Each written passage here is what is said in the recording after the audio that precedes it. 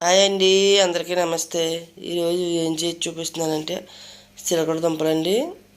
Oil మీద ఉడికించుకోవాలి. పొయ్యి మీద గిన్నె పెట్టుకుని ఆ గిన్నెలో ఇంకో కన్నాల గిన్నె పెట్టుకుని దుంపలు 2-3 సార్లు శుభ్రం కడిగేసుకుని దాంట్లో పెట్టేసుకోవాలి. కన్నాల గిన్నెలో పెట్టేసుకోవాలి.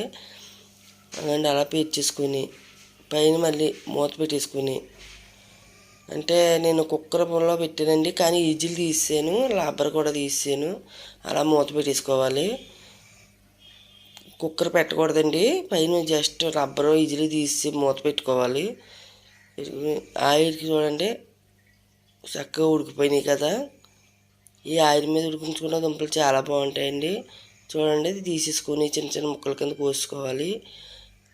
కొద్దిగా 2 స్పూన్లు పంచదార వేసేసుకుని ముక్కల్లో కొద్దిగా ఉప్పు వేసిన వాటర్ అండి, చిటికుడు ఉప్పు వేసాను కొద్దిగా వాటర్లో.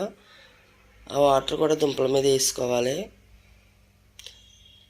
వేసుకుని మామూలుగా కలిపేసుకుని ఇలాగ చేత్తో కలిపేసుకుని మళ్ళీ అలా పెట్టేసుకుని కుక్కర్ జస్ట్ అలా మూత పెట్టుకుని 1 నిమిషం పాటు అలా ఉంచుకోవాలి.